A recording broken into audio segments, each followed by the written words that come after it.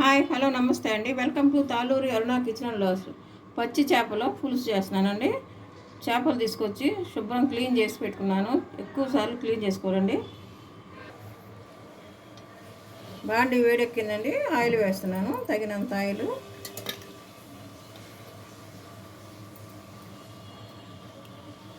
చేపలు డాక్స్ ఇది.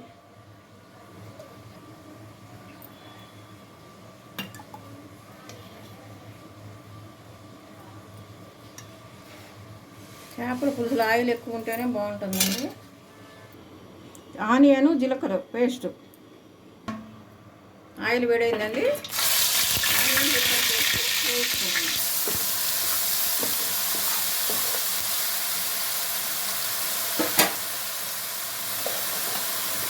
నెక్స్ట్ చెక్క లవంగాలు, కట్ చేసుకున్న పచ్చిమిర్చి,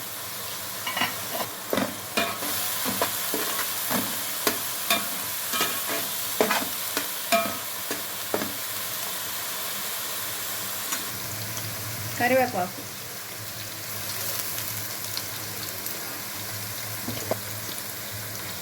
అల్లం వెల్లుల్లి పేస్ట్,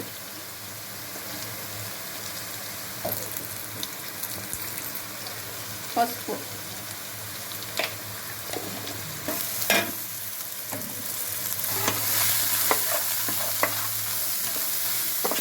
అల్లం వెల్లుల్లి పేస్ట్ కూడా పచ్చి వాసన పోయే వరకు ఆయిల్లో ఫ్రై చేసుకోవాలి.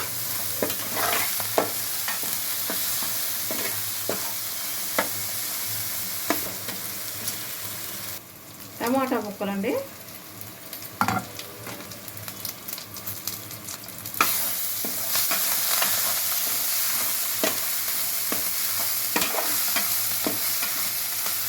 బాగా ఫ్రై అయిపోయిన మసాలా. ఇప్పుడు చింతపండు పులుసు పోతున్నానండి.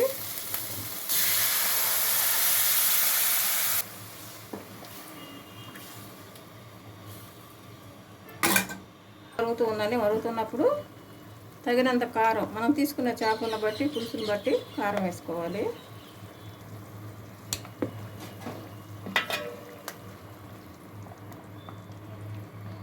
కారం కరెక్ట్గా సరిపోకపోతే తీయగా ఉంటుందండి కర్రీ. పులుసులోకి కారం కొంచెం ఎక్కువే పడుతుంది. ఉప్పు కారం కొంచెం ఎక్కువ వేసుకోవాలి, లేకుంటే కర్రీ తీపిగా వస్తుంది. తగినంత సాల్ట్, ధనియాల పొడి,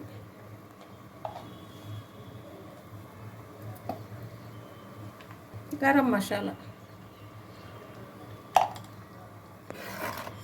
ఇవన్నీ వేసుకొని పులుసు మరుగుతూ ఉన్నప్పుడు క్లీన్ చేసుకున్న చేప ముక్కలు వేసుకోవాలి. ఇప్పుడు చేప ముక్కలు వేసుకుందాం.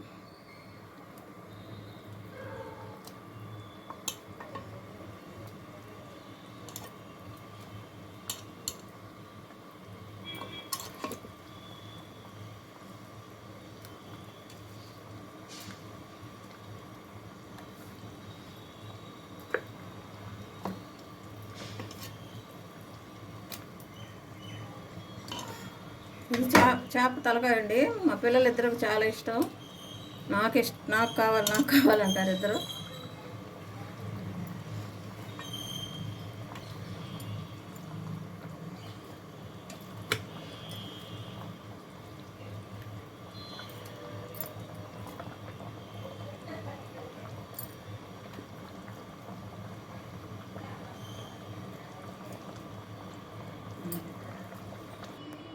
మొత్తం ఉప్పు కారం మసాలాలు పులుసు అన్నీ వేసాయి కదా.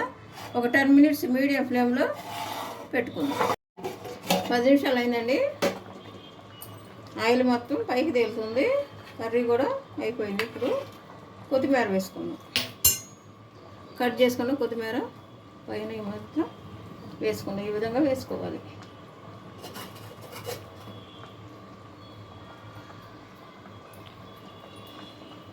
ఒక్క నిమిషం కొత్తిమీర వేసిన తర్వాత ఒక నిమిషం మూత పెట్టేసి స్టవ్ మీద ఉంచుదాం.